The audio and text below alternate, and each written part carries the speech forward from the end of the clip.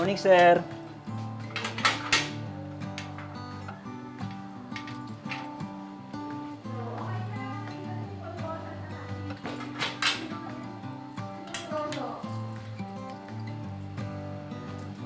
Ngayon po, araw po ng Wednesday po ngayon.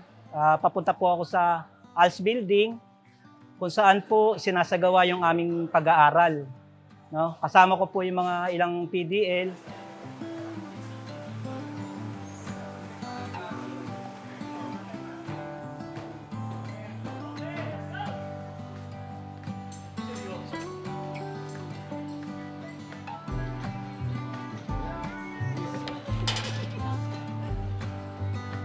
Good morning, sir.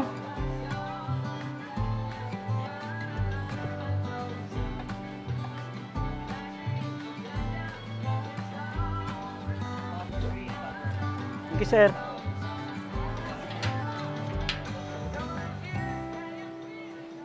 Ito po yung ginagamit namin sa pag-aaral, yung educational tools po namin. Nag-provide po sila nito mula po sa pansuot hanggang sa mga gamit namin na ginagamit namin sa pag-aaral. Bali po nung last lesson namin, nung Wednesday, may iniwan na po sa aming activity, assignment, na pag-aaralan po namin sa loob na 1 linggo. Tapos ngayon po yung araw na ipapasa na po namin ito.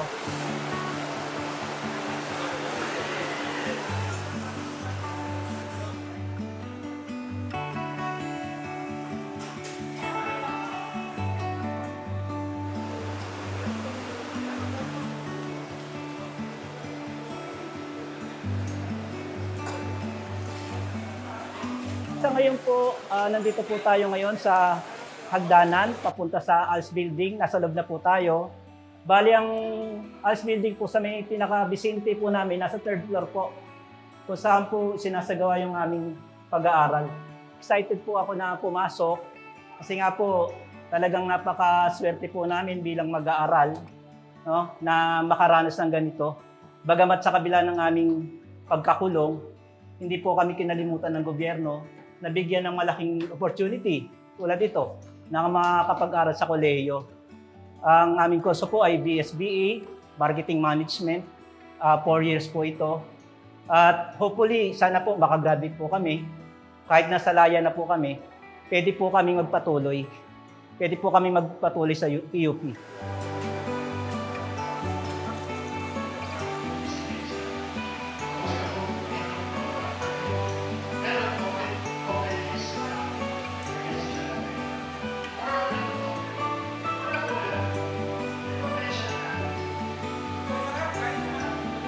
Ang sistema po namin sa pag-aaral, ma'am, every Wednesday, 6 pa lang po ng umaga, nagpe-prepare po ako. Pupunta na po ako dun sa mga empleyado ko para paglingkuran sila. Ang mga 8 po, maliligo na po ako noon. Pagaligo po, prepare ko po yung gamit ko. Kasi start po ng klase namin, alas 9 po.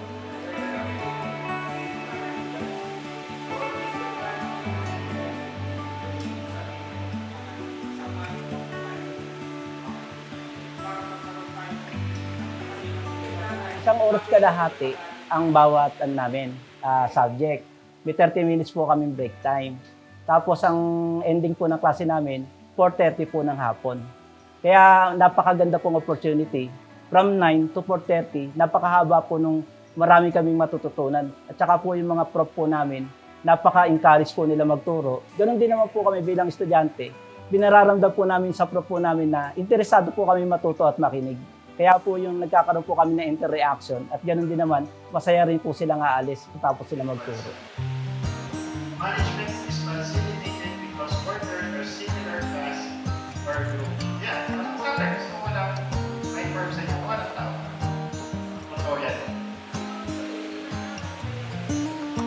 Dahil nga po sa kakulangan sa pinansyal, hindi po ako nabigyan ng pagkakataon na makapag-aral.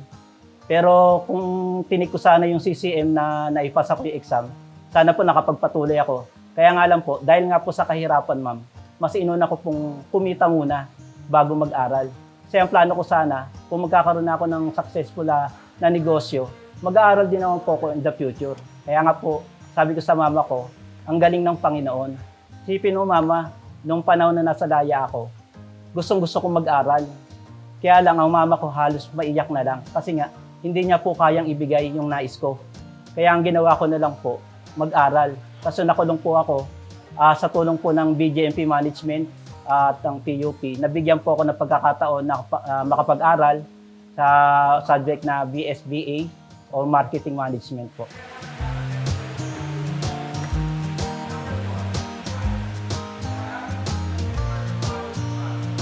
Ano ba ang ginagawa niyo?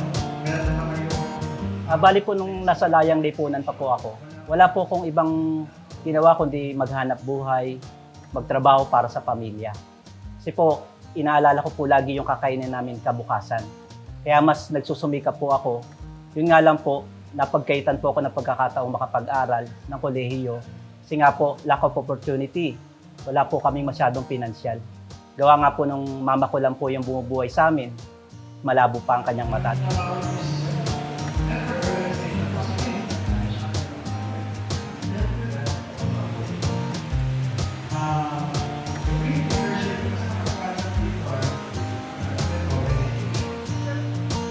Since nung elementary po sa Jose Corazon de Jesus, tuloy-tuloy pa rin po ako pumapasok.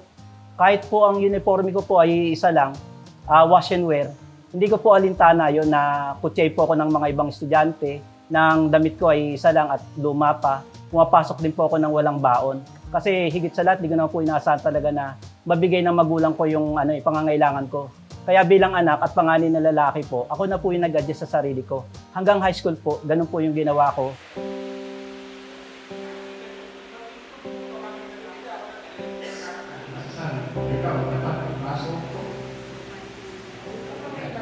Nagsikap po ako mag-aral hanggang sa graduate po ako noong 1998. Nung pagdating po nung araw na po na yon, may nangako po sa akin na, sige, mag-aral ka mabuti, tutustusan kita. Wala pong iba, yun po yung lola ko. Kaya lang po, nung mag-e-enroll na po ako ng kolehiyo, bigla po siyang umatras kasi AMA Computer po yung target ko. 20,000 po yung enrollment fee. Kapos din po. Kaya nung time po na yon, bumagsak po yung pangarap ko na makapag-aral.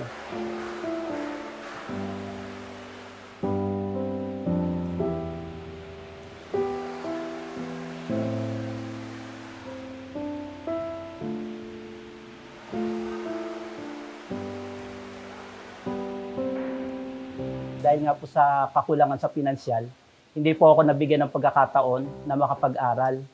Pero kung tinik ko sana yung CCM na naipasa ko yung exam, sana po nakapagpatuloy ako. Kaya nga lang po, dahil nga po sa kahirapan, ma'am, mas inuna ko pong kumita muna bago mag-aral. Kasi ang plano ko sana, kung magkakaroon ako ng successful na negosyo, mag-aaral din naman po ako in the future.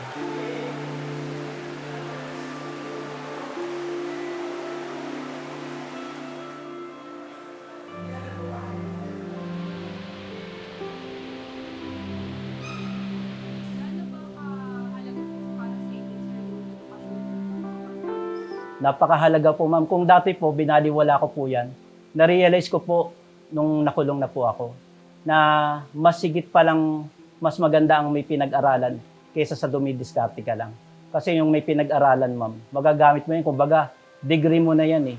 Na kahit saan ka pumuntang kumpanya, tatanggapin ka at meron kang regular na trabaho na pwede mong ipantustos sa iyong pamilya. Unlike dun sa diskarte, kapag ka nawala, or nakulong ka gaya na nangyari po sa akin, stop na lahat.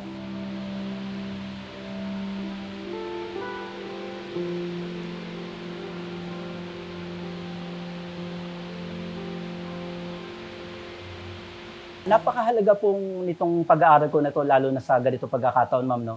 Kasi after 4 years, matapos ko po ito, napakalaking tulong po sa tinatayo kong negosyo. Kasi noong December 2022 po, bala ko po talaga magtayo ng tapsilugan. Ang alam ko lang po kasi pagka ganong negosyo, magbenta. Pero dahil nga po sa subject na to, matututo po akong mag-organize, mag-planning ng negosyo at ma-enhance po yung negosyo na itatayo ko. Kaya po napakalaking factors po na makapagtapos po ako sa kolehiyo. At ito po ay magiging degree ko at makakakuha po akong diploma na pwede ko pong ipagmalaki sa aking pamilya at sa ibang tao po.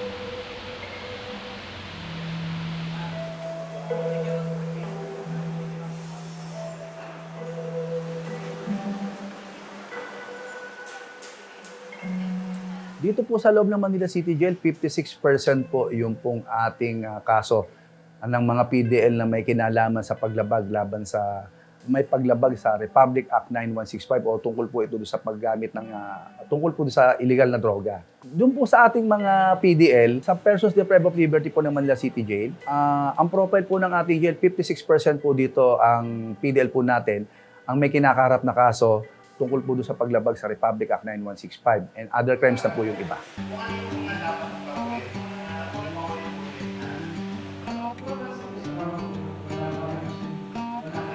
nakalagay dyan.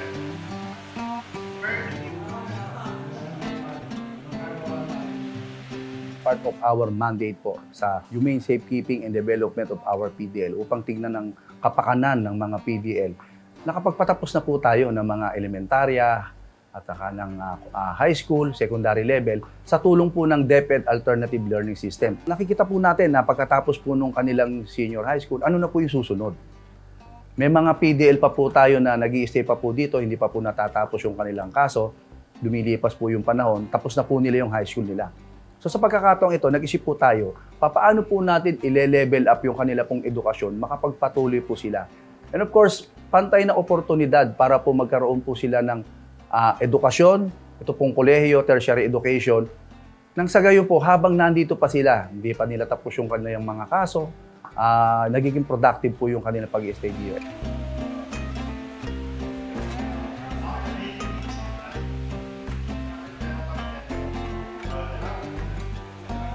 Ang BJMP po ay nag-submit na kanilang proposal sa PUP that they wanted to offer bachelor programs sa mga PDLs. Before po kasi, meron silang program wherein they conducted classes for elementary and high school. So kumbaga parang gusto nila ipagpatuloy yung program na yun to college. That's why they ask the assistance of PUP if we can cater their PDL to offer a certain program para po makagraduate sila while nandun sila sa loob ng dormitory.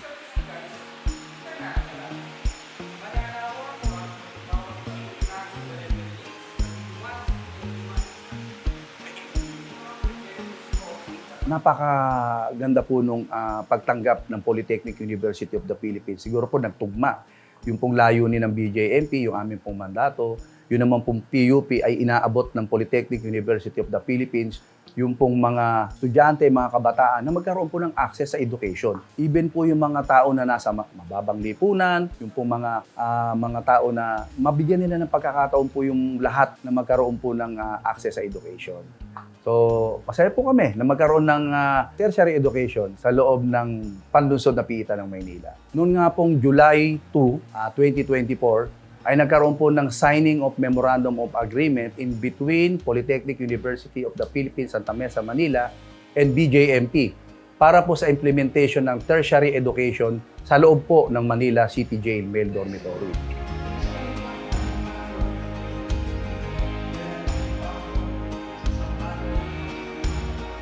Isa kasi sa gusto ni i-offer ni PUP talaga ay ang edukasyon para sa lahat. So hindi lang sa mga estudyante talaga, normal students, pero kahit sino po. Ang Open University po ay nag-cater sa mga students or siguro yung mga nakagraduate, hindi nakagraduate na before pero nagtatrabaho na. So we cater those kinds of students to give them chance to graduate po, to earn a degree while doing their work. So, usually, ang Open University po ay binubuo ng tatlong institusyon. So, we do have the Open and Distance Education or the IODE. We also have the Institute of Non-Traditional Study Program in ETIAP and Institute of Continuing Professional Development. So, ang sakop po ni Open University ay talagang para sa mga professionals. Binigyan natin ng pagkakataon ng mga PDL kahit nandun sila sa loob ng kulungan. So, magandang opportunity yun para ipakita, okay, hindi lang po ng PUP, hindi lang po ng Open University, but ng buong PUP. Ipakita na ang edukasyon ay hindi lang para sa mga nasa laya, but PDLs can have education as well.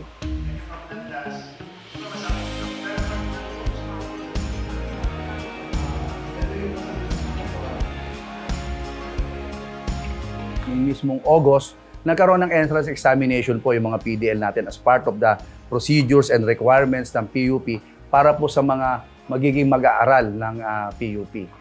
After po nito ay meron pong 72 estudyante ang kanila pong nag-undergo po ng examination. Noong pong September 18, ginawa po yung kauna-unahang klase sa loob ng Manila City Jail sa edukasyon ng kolehiyo. Ito po yung Bachelor of Science in Administration, Major in Management, under po ng Polytechnic University of the Philippines sa Mesa, Manila. Creating a problem. So, bakit ginawa ko ito? Nagkita ka sa akin. Ito ba ito para sa isang May mga profiling po tayo rito sa loob po ng BJMP sa ating pong piitan. So, binabase po ito sa profile po ng ating mga PDL, sa data po nila. Meron po tayong mga PDL ng yung iba po sa kanila, nakapag-high school na po sa labas pero hindi pa po nakakapag-college. Yung iba naman po, ongoing po yung kanilang pag-aaral ng high school dito sa loob at yung iba nga po nung nakaraan, may mga nakagraduate po ng senior high school. Yung pong mga PDL na wala pa pong education pagdating po sa college, sila po yung grupo po na tinitingnan natin para po makapag-enroll para po sa school year 2024. Among of them, nagpakandak na po tayo ng survey kung ano po yung kagustuhan nila sa pag-aaral, kung ano po yung kurso na kanilang gustong pumunta.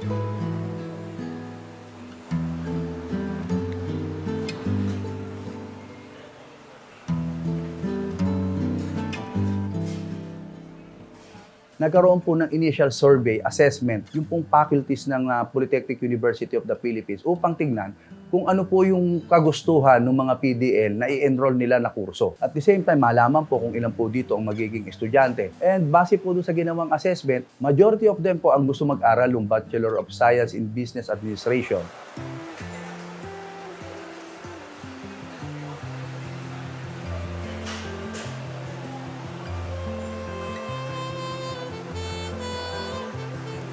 PUP offers Bachelor of Science in Business Administration, Major in Marketing Management to PDLs. So upon assessment po, yun kasi ang isa sa nakikita naming magagamit talaga ng PDLs paglabas nila. And at the same time, with the restrictions, yun yung nakita naming program na bagay sa mga PDLs based sa aming assessment.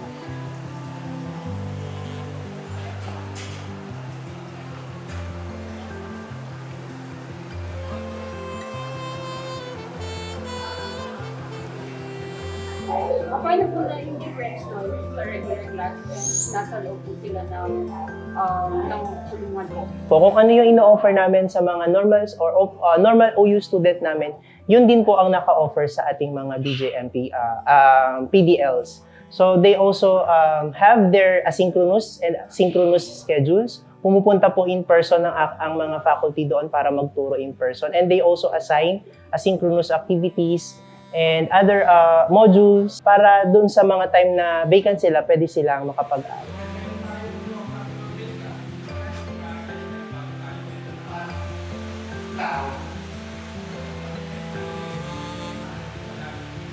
Ano po na yung sa idea na matapos ba kayo face-to-face? Yung mga challenges, siguro yung pag-adapt nila sa sa klase. 'Di ba kasi may mga students dyan, for sure, hindi sila agad hindi nila agad nagigets. So, ayun, adjustment, ang sabi ko, ang instruction namin sa mga faculty, i-level natin yung subject dun sa understanding na meron sila. So, yun yung unang challenge namin. Kung paano namin ilalagay yung subject or ipapaintindi yung subject sa level ng understanding ng mga PDLs, lalo na yung mga wala talagang idea sa program. Bago pa lang in-assign yung mga faculty doon, in-orient na din sila na ito ang setup. You will have face-to-face classes doon sa PJMP or doon sa Manila City Jail. Una, siguro, nakaramdam sila ng takot. Pero upon doing their classes, parang okay naman sila. Okay yung mga faculty, they enjoy.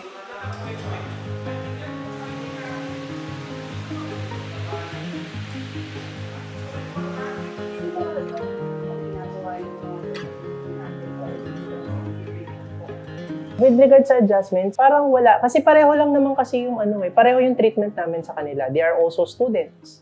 'Di ba? So ang kinaibahan lang, nandun sila sa loob, 'di ba? So With regards sa modality, it's just the same. The difference is we have face-to-face and blended learning talaga ang mga PDL. So they do have their face-to-face classes. Yun nga lang natanggal yung we cannot use our Imabini portal, which is the official LMS of the Open University.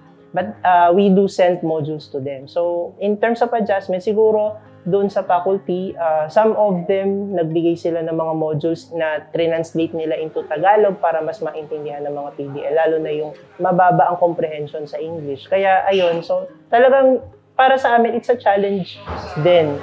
Sa paano ganyan situation sa laptop. Kanina pa lang yung delegation kasi gusto ko Nakakatulong tayo at hindi kayo para bigyan mo ng pag-asa. So nakakatuwa. So yun talaga yung yun yung masasabi ko nakakatuwa. Though nung panahon na yun medyo nung very first time ko sila makita, medyo naluluha din ako kasi syempre nakita mo yung mga student kahit nandun sila, they are really willing to learn. So ayun, talagang napukaw nila yung loob ko. So I am doing my best to do the tasks kahit na challenging siya.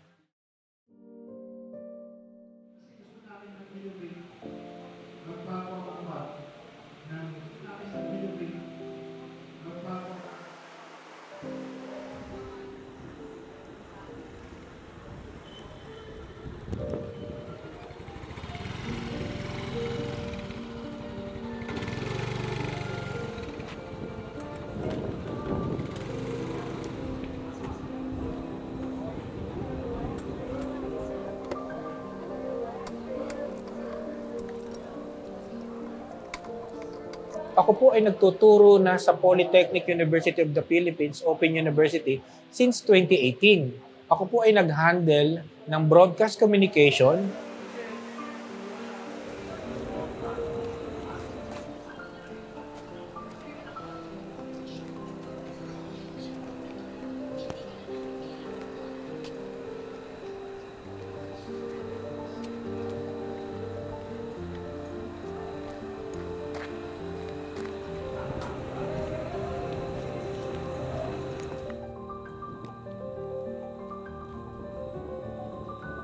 nakakatuwa lang talaga dito. Pag Wednesday, excited sila. Excited din ako.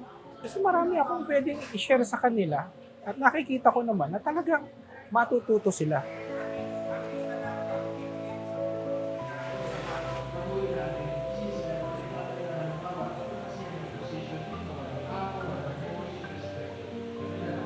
Ang tinuturo ko po dito sa loob ng City Jail ng DJMP ay Principles of Marketing.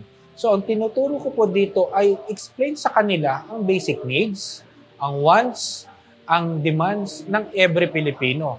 Paano po ba natin ito magagamit sa mga customer relationship, sa values, satisfaction, at sa mga consumers na ating pwedeng maging target market sa hinaharap?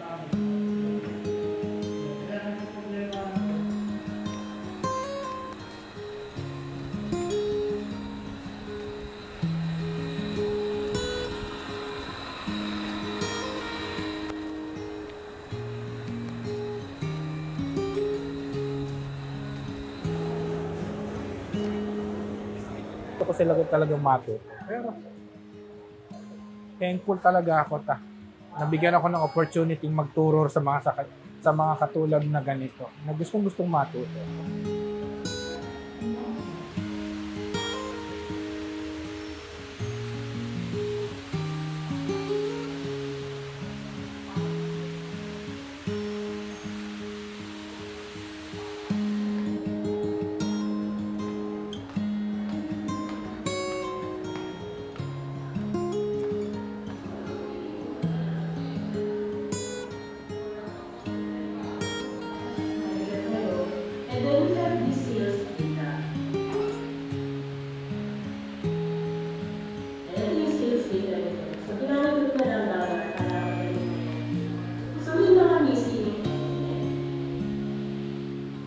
every Wednesday po, meron akong klase ng 1:00 sa kanila.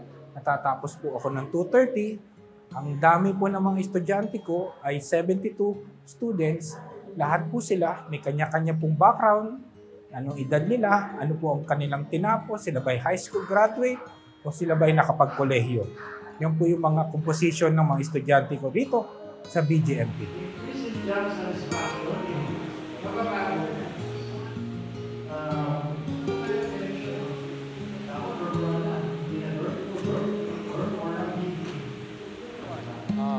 Natapos na tayo. Naisip ko po, takot. Kasi iniisip ko po, mga preso po yung tuturuan ko. So iniisip ko rin po, ano po ba ang mga naging kaso nila? Yun ang pumasok sa utak ko. Paano ko sila i-approach sa paraan na pwede kami nagtuturo? Pero naisip ko, sa ilang sessions na nagtuturo na ako dito, dapat pala hindi sila katakutan. Kasi dapat sa kanila, isipin natin na sila ay gustong magbago, matuto, dahil gusto rin nilang paglabas nila dito, ay magkaroon din sila ng maayos na buhay at makapagtrabaho din ng matiwasay.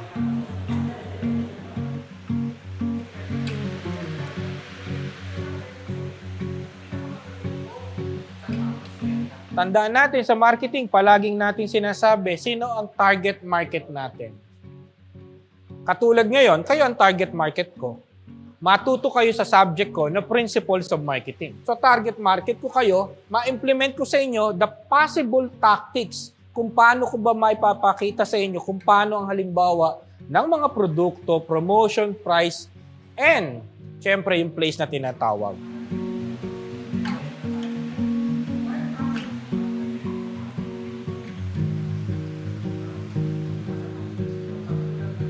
Isipin na lang natin ngayon, paano ba natin siya? Ang naging struggles ko po dito sa mga unang pagle-lessons ko ay yung tinatawag po nating technological advancement. Wala po silang idea kung paano po sila kukuha ng mga sagot doon sa mga takdang aralin na ibinibigay ko. Wala naman po kaming naibibigay sa kanila na books. Wala rin po kaming mga reference na pwedeng i-share sa kanila na dapat pwede naming ipakhanap sa kanila para dun sa mga takdang aralin na ibinibigay po namin, pwede nilang sagutan. Kaya ang nangyari po ngayon ay more on explaining ko sa kanila yung self-understanding. Ano ba yung pag-unawa ninyo dun sa mga tanong ko? Pag nasagot niyo yung mga tanong ko dun sa alam ninyo, yun namin para sa akin na, yun na po ang sagot nila.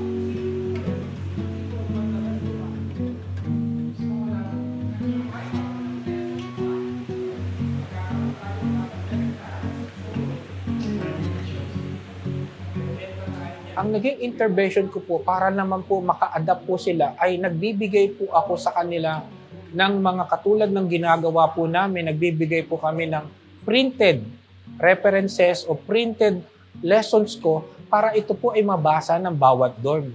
Nabigyan ko po sila ng idea doon kasi sabi po ng isang student ko dito na PDL, Sir, paano po ba kami magkakaroon ng handouts? So sabi ko, sige, magpiprint ako ng every lessons ko, bibigyan ko kayo ng kopya para at the end of the day, meron po silang binabasa. Yun po ang naisip kong paraan para pagdating ng kanilang tapos ng klase nila, may binabasa sila sa hapon. At pagdating sa mga susunod na araw na wala silang klase, meron silang binabasa.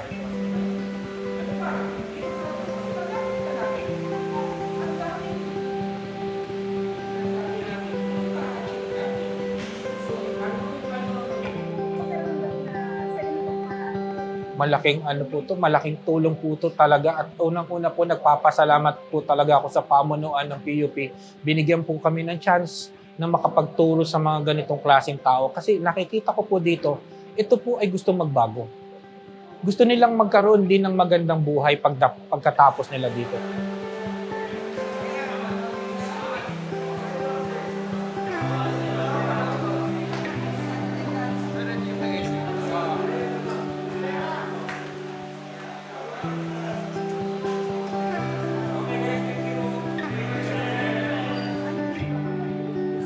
Ang motivation ko po kasi dito na every Wednesday pagpunta ko po, nakikita ko yung mga estudyante ko nakaupo, nakikinig, gusto nilang matuto, gusto nilang magkaroon ng idea kung ano ba ang ibig sabihin ng kanilang programa at ibig sabihin nito ay gusto nilang malaman na pagdating ng araw, makagraduate sila, meron po silang magiging negosyo o marunong na silang umadapt sa society.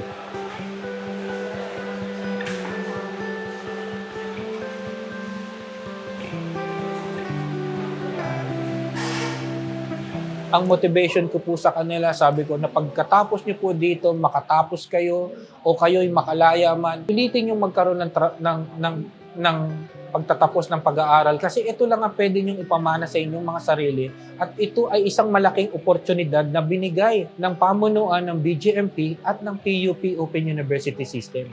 Huwag niyo pong sayangin kasi ito po ay para sa inyo, hindi po para sa amin. Ito po ay libre. Wala po kayong binayad dito. Kami po ang nagbigay sa inyo ng oportunidad na mag-aral, makatapos, at magkaroon po ng magandang buhay sa inaharap.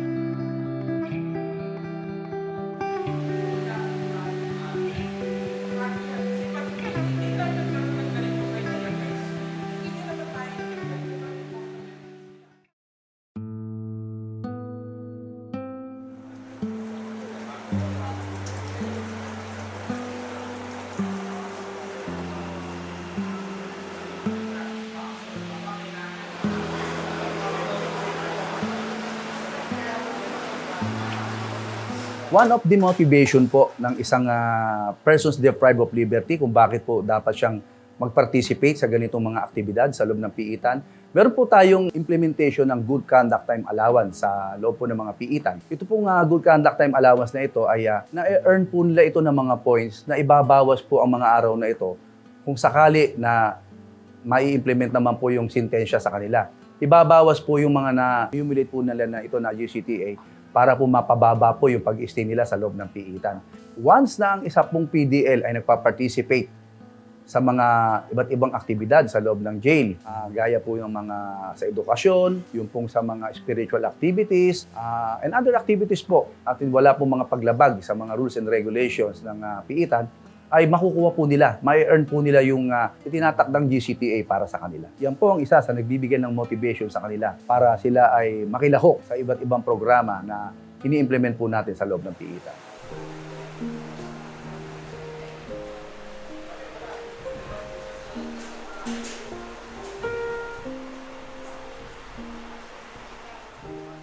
Ito naman po kasi kumpleto kami sa pagkain. May tubig po kami, may maayos po kaming pasilidad. Kaya sa akin sarili po, mas uunahin ko pa rin po yung pamilya ko sa labas kaysa dito. Hindi naman po yung nangangahulugan na titigil na ang mundo ng aming pamilya. Kaya nga sabi ko sa mama ko, sa mga kapatid ko, huwag niyo akong alalahanin dito sa kulungan. Kasi ang mga BGMP, mga personnel, inalagaan po kami na maayos.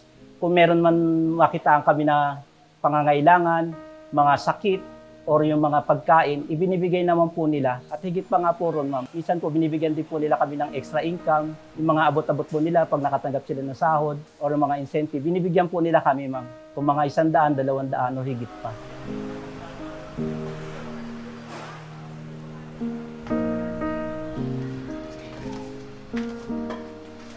Morning, sir.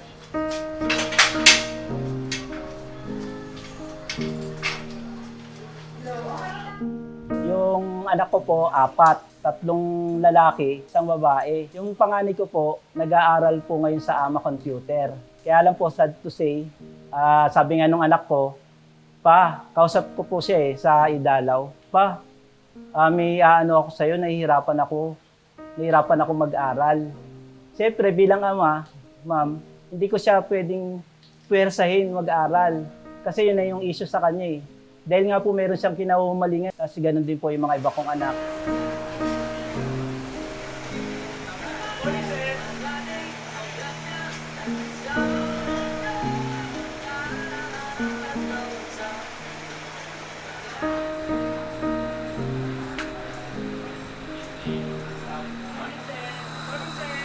Unang-una po, ang ating Panginoon, hindi ko yan inaalis sa isip ko. Pangalawa, ang aking mahal na ina. Hanggat nabubuhay siya, ipinararamdam ko sa kanya na mahal ko po siya. Kahit po nabigo po ako na tumayo bilang ama nila. Pero pag nakalaya po ako, pangako ko po sa sarili ko, babawi at babawi po ako talaga, ma'am. Lalo na sa aking mga anak.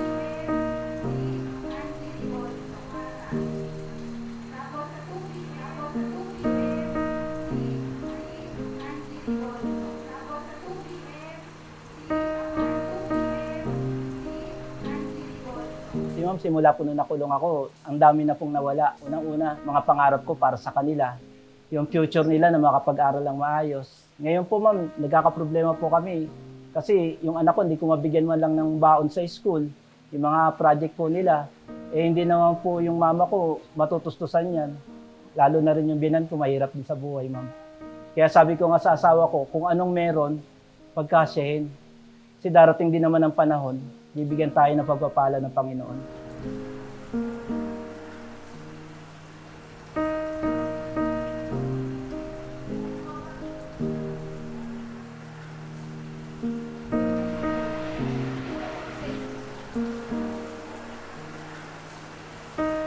Nung pagdating ko rito o bago po ako dumating, ang alam ko po kasi nung nasa laya ako, magulo, maraming siga, maraming mga kung ano-anong mga aktibidad. Pero mali pala ma'am yung pananaw ko. Kasi yun nga yung sinasabi na pumasok ka sa loob ng banga para malaman mo kung ano yung meron doon sa loob. Nung pagdating ko rito, mali pala yung akala ko. Nakakala ko puro mga masasamang loob lang nandito. Hindi pala ma'am. Pagdating ko rito, nabago yung buhay ko. Na-realize ko yung mga pagkakamali ko sa layang lipunan. Kasi ito na po yung tamang panahon para unti-unti ko pong ma-realize yung mga pagkukulang ko lalo sa pamilya ko. Kasi yung mga ibang PDL ma'am, bilang ako, choice mo eh. Choice mo kung gusto mo maging masama. Choice mo kung gusto mo maging mabuti. Pinili ko maging mabuti, ma'am, para sa pagbabago ko. Para na sa ganun, paglaya ko, maipagmalaki pa rin ako ng aking pamilya na hindi ako naging isang sanggano, naging isang masamang tao, gaya ng paratang ng taong nag-akusa sa akin. Ma'am.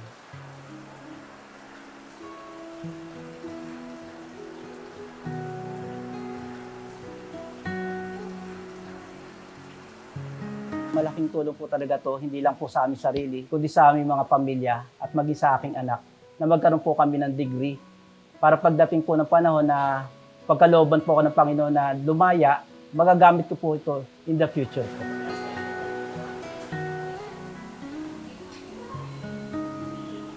Ang pinag-aralan po namin kanina is about pa rin sa marketing management, no? Kung paano mag-handle ng isang negosyo, kung paano siya magkaroon ng satisfaction sa mga customer at kung paano pa siya ma-enhance na magkaroon sila ng tinatawag na confident o yung tinatawag na loyalty ng isang customer. Kasi may mga ibang sales or yung ibang mga marketing, ang gusto lang nila makabenta. Dito, tinuturo sa amin kung paano mag-enhance. Yung bang babalik-balikan ka ng customer.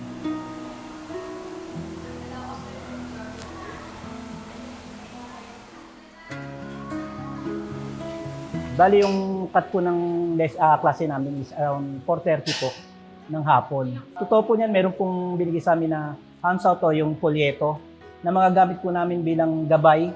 Kasi ang struggle nga na kinakaharap po namin dito, kung paano po kami mag-research or gumawa ng mga activities. So bali sa tulong po nito, magkakaroon po kami ng gabay.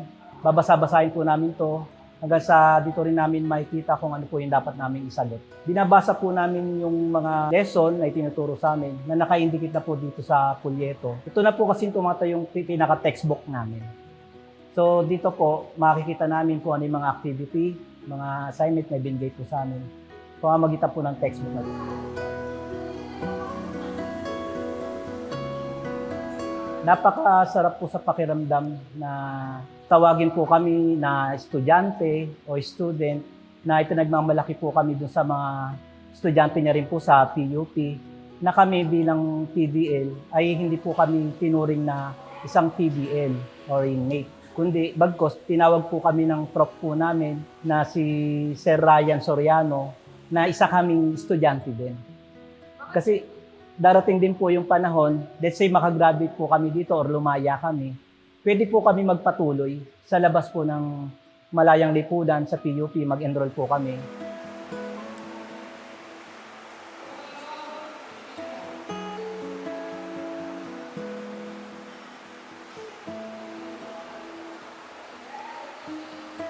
Napaka-importante po na kilalanin po kaming estudyante kasi po kung tatawagin po kaming PDL, alam naman po sa Layang Lipunan ang ibig sabihin ng PDL ay pinagkaitan ng kalayaan, no? Kaya kung tatawagin po kami PDL, napakasarap po sa pakiramdam kasi po yung respeto, napaka-importante po nun sa isang tao. Bagamat nakulong po kami sa aming sarili po, hindi po namin pinagkakait yung respeto na makukuha po namin sa ibang tao. Maging sa inyo naman po, di ba po ma'am? Kaya napaka-importante ng salitang respeto.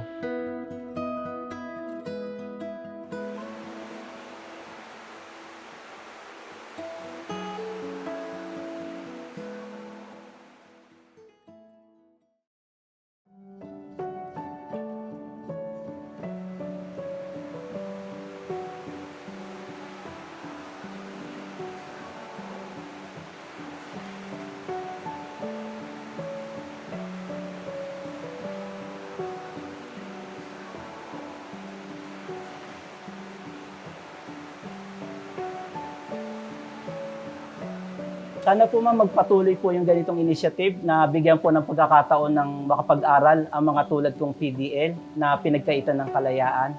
At sana rin po ma'am makarating po ito sa Bucor na magkaroon din po sila ng ganitong aktibidad para po sa tulad ko at sa mga iba pong PDL.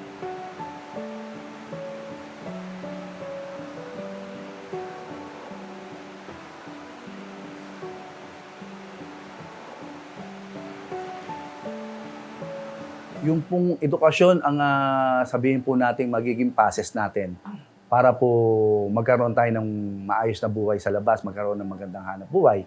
And masasabi po natin na ang isang taong edukado, kapag po nasa labas na siya, natututo po siya mag-rationalize na ano po ba ang maganda, ano po ba ang mali at hindi dapat gawin. And of course, yung pagtalima po sa batas.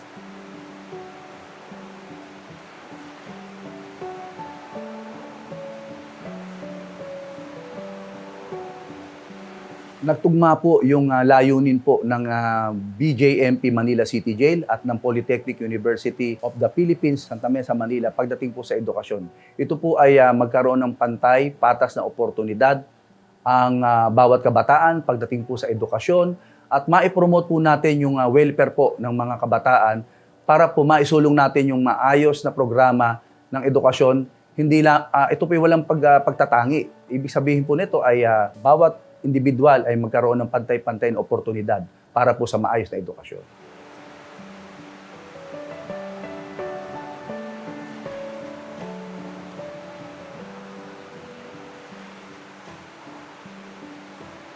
Ang edukasyon po ay dapat pantay-pantay. Wala pong mahirap, walang mayaman. Kaya nga po, ang motto po namin sa Open University System, give second chance.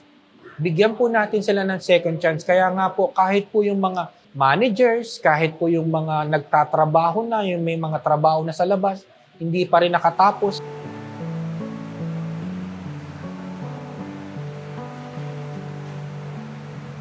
Education kasi, di ba, foundation yan eh. So kung wala kang education, hindi ka makakapag-start, kumbaga. So tayo din naman, ako din naman, hindi ako nakarating kung nasaan ako ngayon, kung hindi ako nag-aral. So, ayun, so para sa akin, isa to sa mahalagang bagay na maiibigay namin sa mga PDLs na this is something that we can share sa kanila. Malaking tulong yun. For sure, may mga organization or company na hindi nila gustong i-hire yung mga ganitong kind of people, like yung makikita nila sa background check. Galing to as kulungan, as PDL. So ayun, so magandang programa yung binigay namin sa kanila na kahit hindi sila tanggapin sa mga organizations, they can start up their own business through the program.